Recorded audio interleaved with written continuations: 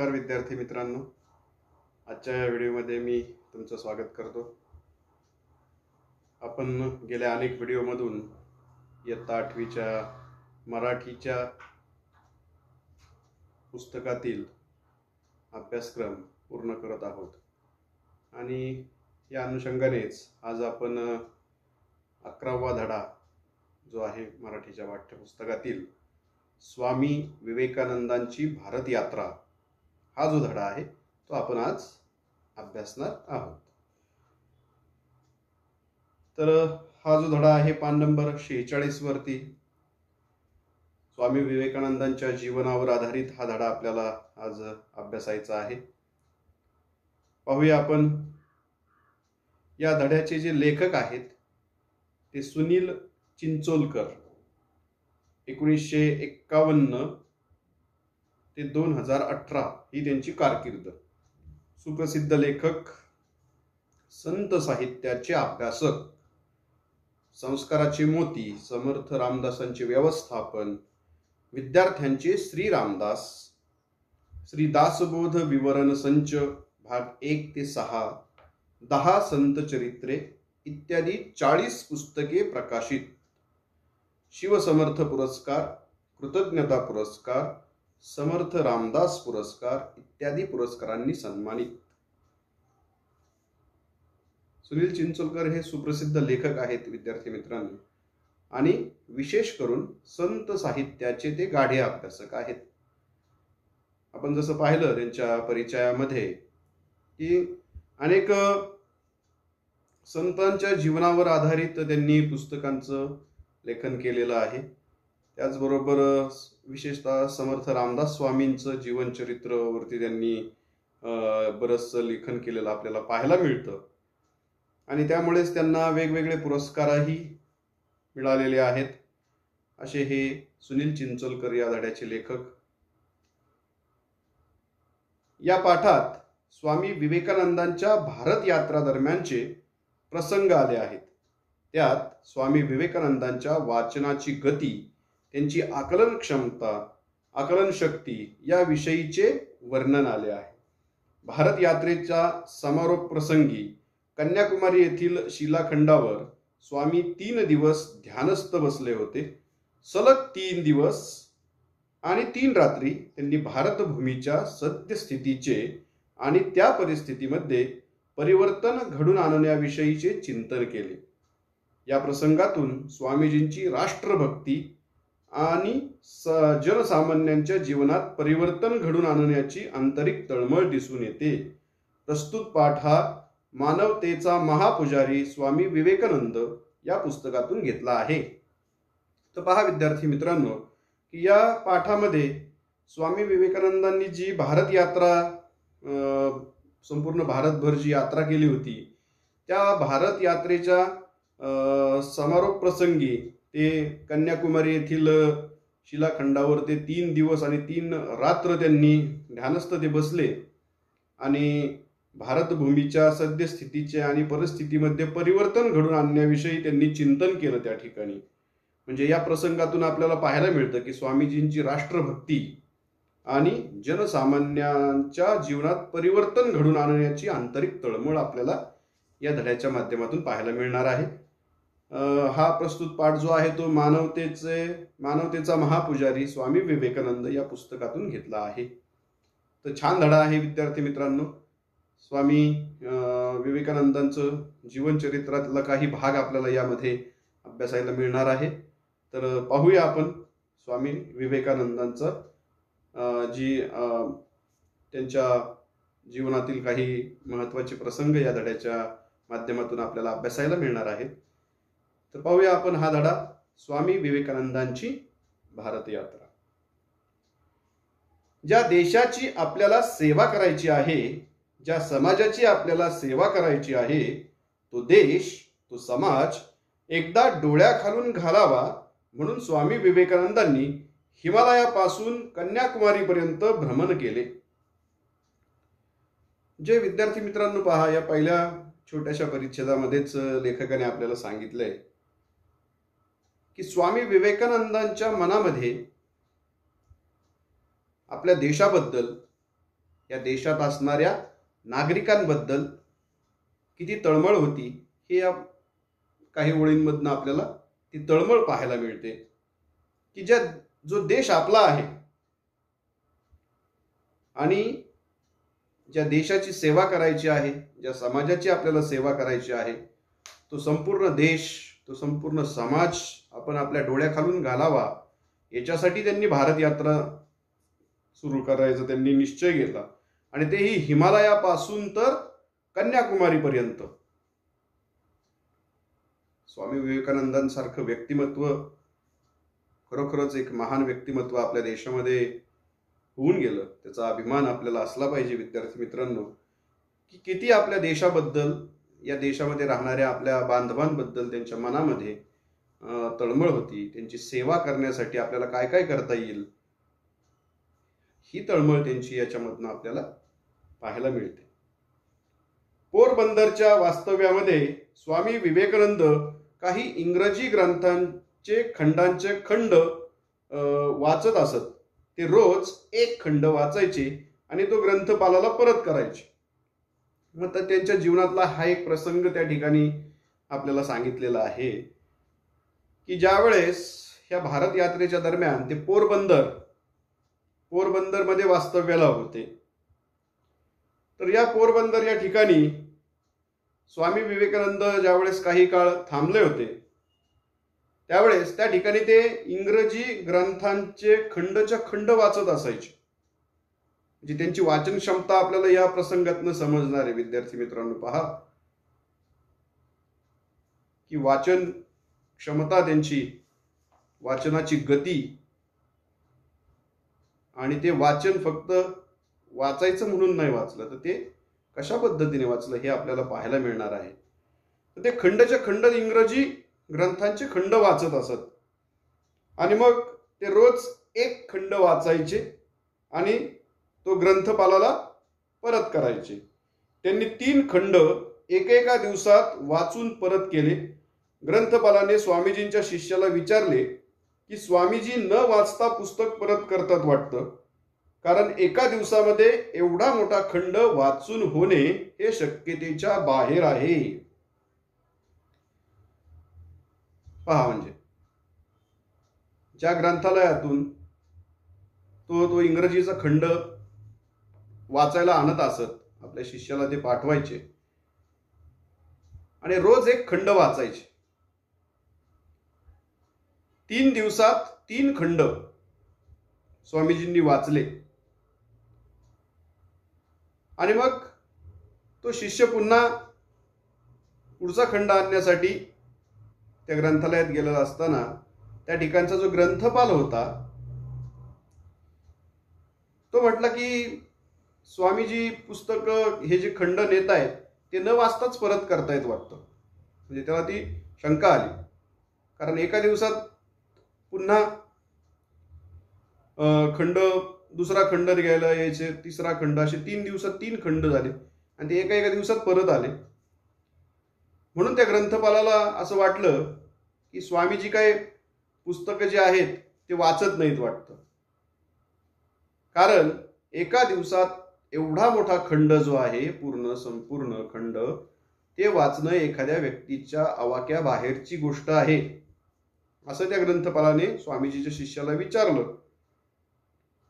की असं घडूच शकत नाही, एका दिवसात एक खंड एक व्यक्ती वाचूच शकत नाही, हे ग्रंथपालाचा विश्वास होता. काही लोकांना ग्रंथालयातून जाडी पुस्तकं न्यायची आणि न वाचता ती परत करायची अशी सवय असते. थोडं चाळायचं आणि वाचल्यासारखं दाखवायचं, तसंच बहुतेक हा साधू करत असेल. म्हणजे त्या ग्रंथपालाला वाटलं की एका दिवसात एक खंड तर काय वाचून होऊ शकत नाही, अशक्य आहे, ते घडूच शकत नाही. आणि मग त्यांनी पुढे असंही म्हटलं त्या शिष्याला की काही लोकांची सवयच असते अशी की ग्रंथालयातून जाडजूड पुस्तकं घेऊन जायची आणि न वाचताच परत करायची, फक्त दुसऱ्याला दाखवायसाठी की आम्ही किती मोठी पुस्तकं वाचतो हे दाखवण्यासाठी पुस्तकं घेऊन जायची, परंतु ती न वाचता परत करायची सवय असते. किंवा काही थोडंफार चाळायची पानं इकडचं तिकडचं थोडंसं पाहायचं आणि परत करायचं पुस्तक. ही गोष्ट तो ग्रंथपाल स्वामीजींच्या शिष्याजवळ त्याने ती बोलून दाखवली की काही लोकांची सवय अशी असते, त्याच पद्धतीने हा साधूही बहुतेक तसाच आहे की पुस्तकं घेऊन जायची आणि ती न वाचताच परत करायची.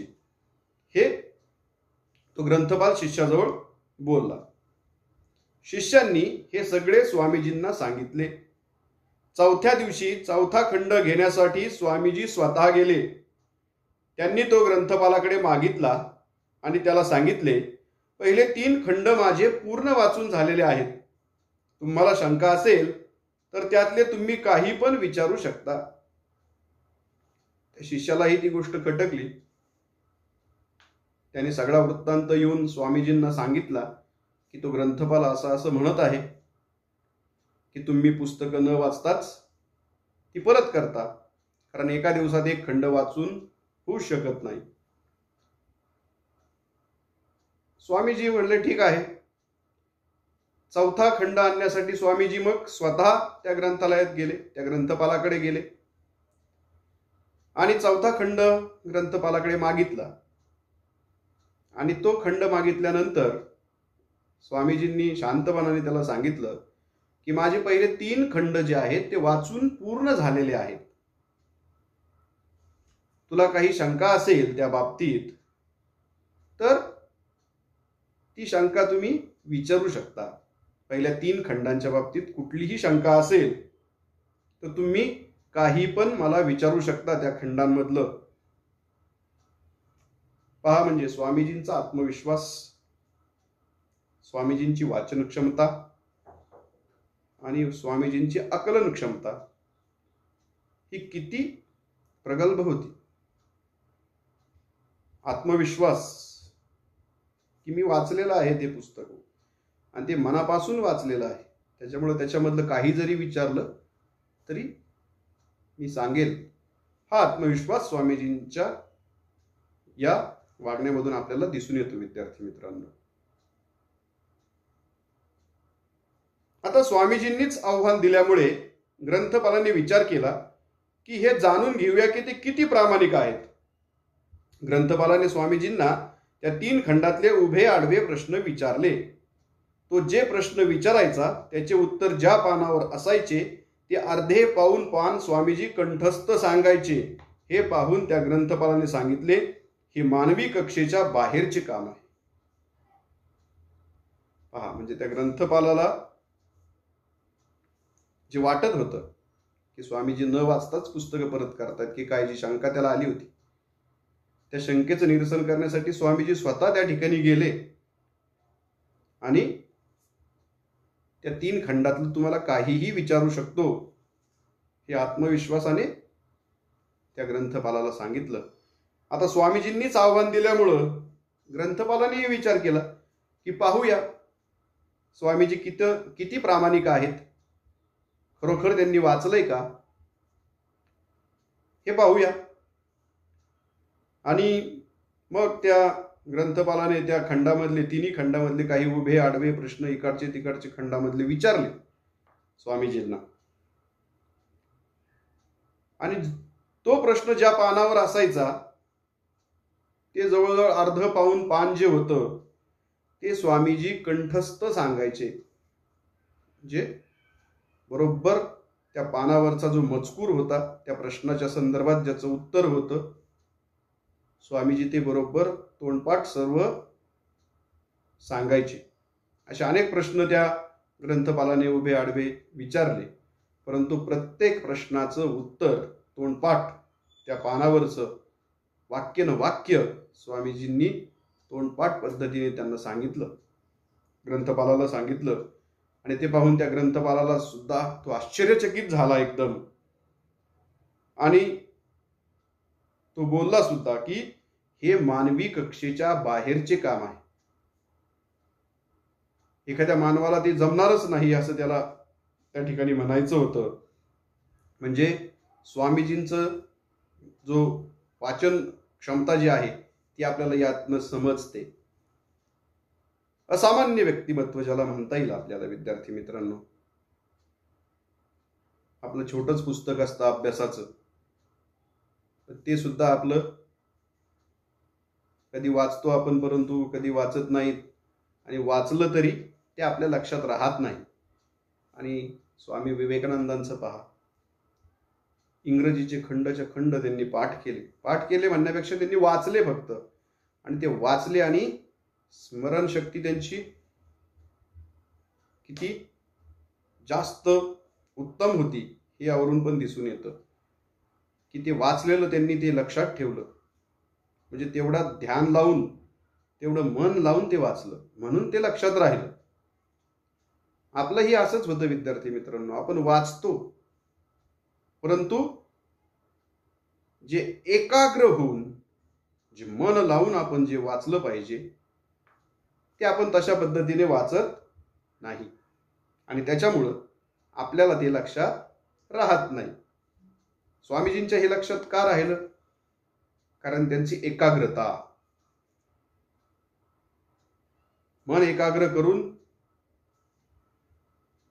संपूर्ण मन जे आहे ते आपलं वाचनावर त्यांनी आपलं ध्यान केंद्रित केलं, आणि त्याच्यामुळं ते जे वाचन त्यांनी केलं ते कायमस्वरूपी त्यांच्या स्मरणात राहिलं. ही स्वामीजींची पद्धत जी होती विद्यार्थी मित्रांनो, त्यांच्यासारखं एवढा आपल्याला एका दिवसात एक खंड वाचून स्मरणात नाही राहू शकत, परंतु काही अंशी आपण त्याचा प्रयत्न केला पाहिजे की आपण जे वाचतो ते संपूर्ण ध्यान केंद्रित करून लक्षपूर्वक वाचायचं म्हणून नाही वाचायचं, तर लक्षपूर्वक आपण ते वाचलं पाहिजे की ज्यामुळं आपल्याला ते लक्षात राहील. खेत्रीच्या महाराजांनी एकदा स्वामीजींना विचारले, स्वामीजी, एवढे लक्षात ठेवणे तुम्हाला कसे शक्य होते? स्वामीजींनी खेत्रीच्या महाराजांना दिलेले उत्तर फार तर्कशुद्ध आणि तर्कसंगत आहे. स्वामीजींनी सांगितले, मी माझं मन कुठेही एकाग्र करू शकतो, तसेच माझा तासनतास ध्यानाचा अभ्यास असल्यामुळे मी जे वाचतो त्यावर मन केंद्रित झाल्यामुळे माझे ते लक्षात राहते, पाठ होऊन जाते. पुढे स्वामीजी म्हणाले, असं बघा राजेसाहेब, आपण मुलांना अक्षरे शिकवतो, शब्द शिकवतो आणि त्यानंतर वाक्य शिकवतो. आपण वाक्यापाशी थांबतो. वाक्य बोलता येणे, वाक्य वाचता येणे, वाक्य लिहिता येणे आपल्या शिक्षणाची शेवटची पायरी आहे. आणि असंच मग त्या ठिकाणी खेत्री महाराज जे होते, त्या खेत्री महाराजांनी स्वामीजींना विचारलं की तुम्ही एवढं सगळं कसं लक्षात ठेवता? तर त्याचं उत्तर काय सांगितलं त्यांनी, की मन एकाग्र करता येणं ही सर्वात महत्वाची गोष्ट आहे. कारण आपलं मन हे चंचल असतं. ते मन एकाग्र करणं ही गोष्ट जी आहे ती जर तुम्हाला शक्य झाली तर तुम्हाला सुद्धा ते जमणार आहे. म्हणून आपण जे वाचतो ते मन एकाग्र करून वाचा. ते लक्षात कसं राहतं, तर त्याचं उत्तर त्यांनी सांगितलं की मन केंद्रित करता आलं पाहिजे. आणि पुढे स्वामीजींनी त्यांना सांगितलं की मुलांना आपण आधी अक्षर शिकवतो. आपली सुरुवात जी होती शिक्षणाची ती अक्षर ओळखापासून चालू होते. अक्षर आपल्याला आधी शिकवले जातात, त्यानंतर शब्द शिकवले जातात, आणि त्यानंतर आपण वाक्य शिकतो आणि आपण वाक्यापाशी थांबतो. मग वाक्य बोलता येणे, वाक्य लिहिता येणे, ह्या सगळ्या गोष्टी आपण पाहतो. आणि वाक्य लिहिता येणे ही शिक्षणाची शेवटची पायरी आहे.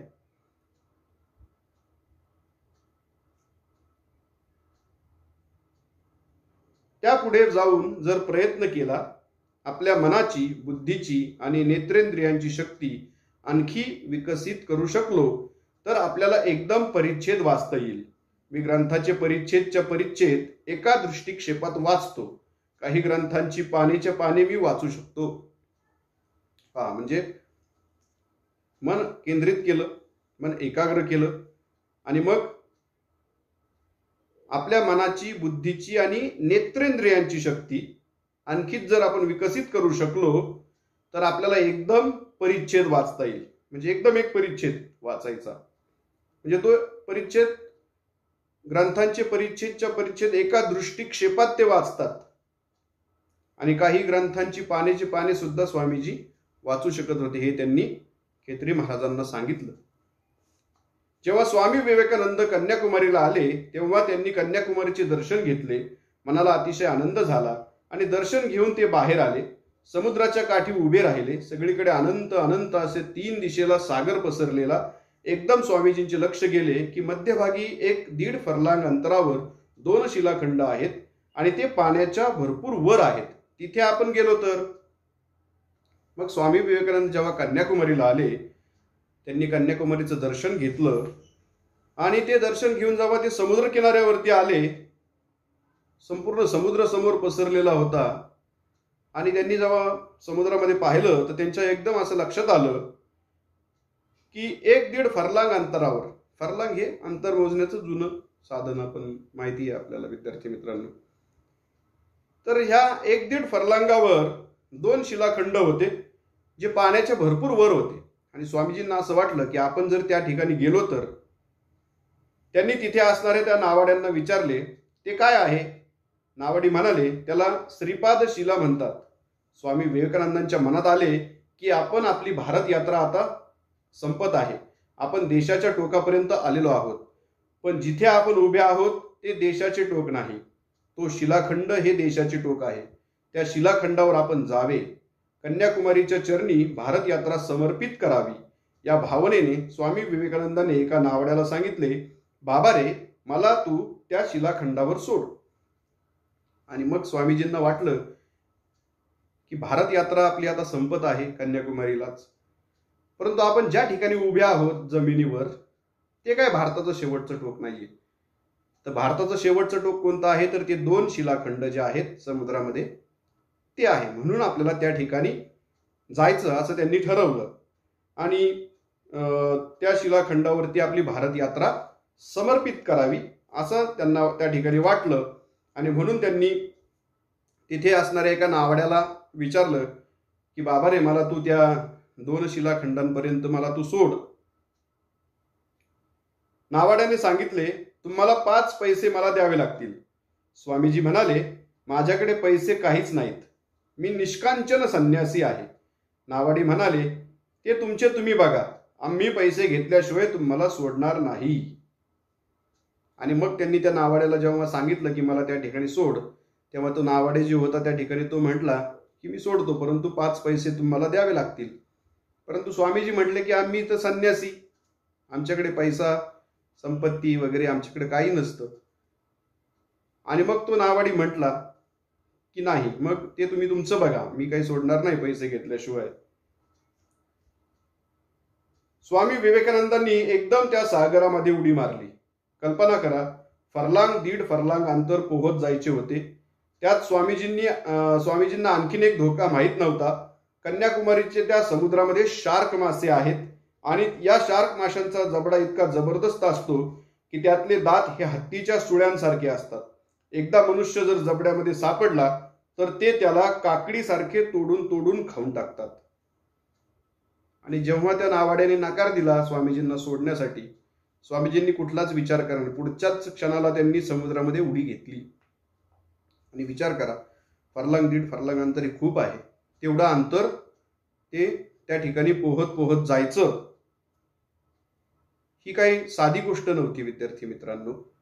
परंतु आत्मविश्वास, स्वतःवर असणारा विश्वास जो आहे तो स्वामीजी, त्या विश्वासाच्या जोरावर त्यांनी ती उडी मारली होती की आपण त्या ठिकाणी पोहोचणार आहोत.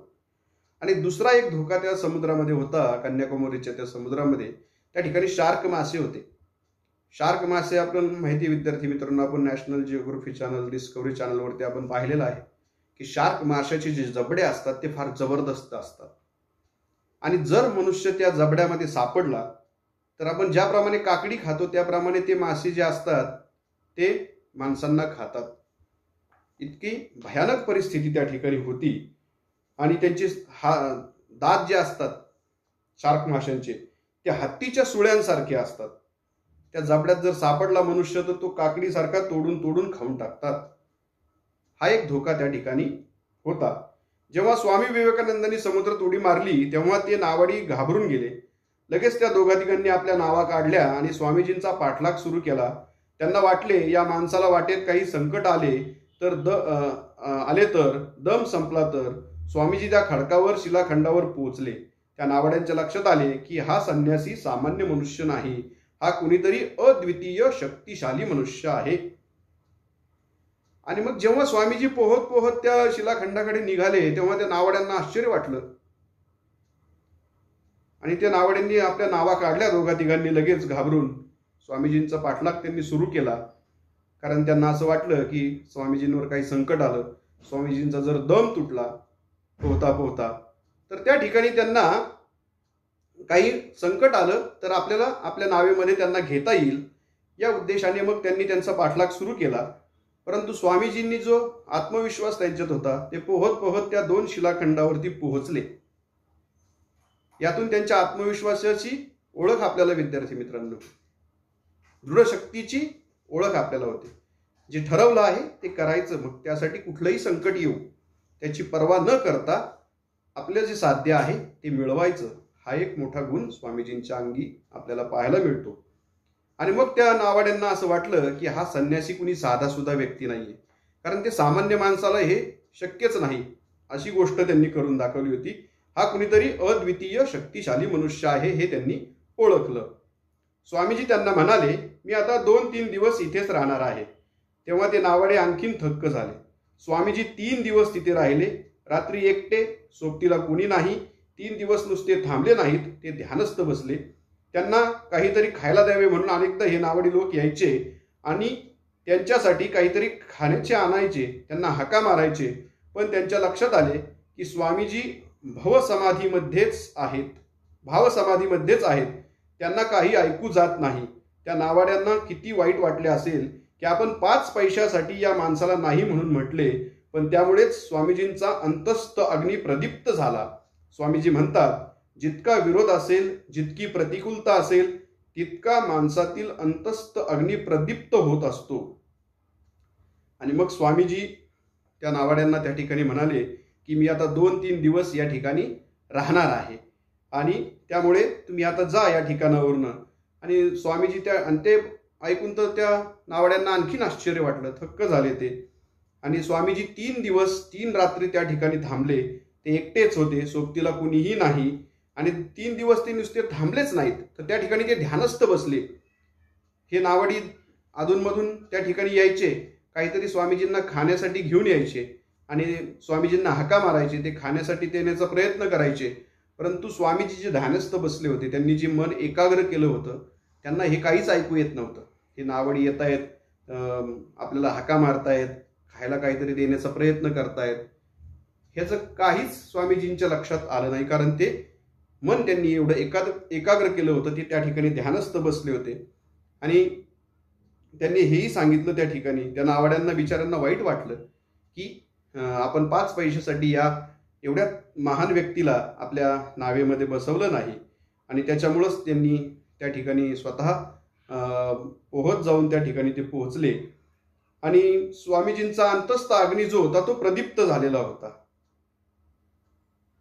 अंतरप्रेरणा आपण ज्याला म्हणतो ती जागृत झालेली होती. आणि स्वामीजी म्हणतात सुद्धा की जितका विरोध असेल, जितकी प्रतिकूलता असतील, तितकाच माणसातला अंतस्थ अग्नी जो असतो तो प्रदीप्त होतो. म्हणजे जेवढा विरोध आहे, जेवढी प्रतिकूल परिस्थिती आहे, तेवढेच माणसाच्या आंतरिक शक्ती जी असते, कारण माणसाच्या अंतरामध्ये शक्ती असते, ती शक्ती जर आपण जागृत केली तर अशक्य वाटणाऱ्या गोष्टी सुद्धा आपण साध्य करू शकतो. हे स्वामीजींनी या ठिकाणी आपल्याला दाखवून दिलेलं आहे. अनुकूलतेमुळे माणसातले फुले कोमेजून जाते. त्याला जरा संघर्ष करता आला पाहिजे, थोडी संकट असली पाहिजेत, थोडा विरोध असला पाहिजे, म्हणजे माणसातील अंतस्थ चेतना फुलते. आणि स्वामीजी पुढे असंही म्हणतात की सगळं जर सहज मिळालं तर त्याची किंमत राहत नाही. मग थोडा विरोध त्याला असला पाहिजे, थोडी संकट असली पाहिजेत, थोडा संघर्ष आपल्याला करता आला पाहिजे. संघर्षातून, विरोधातून किंवा प्रतिकूल परिस्थितीमध्ये आपण जी गोष्ट साध्य करतो, ती गोष्ट साध्य करायसाठी आंतरिक शक्ती आपल्याला मदत करते.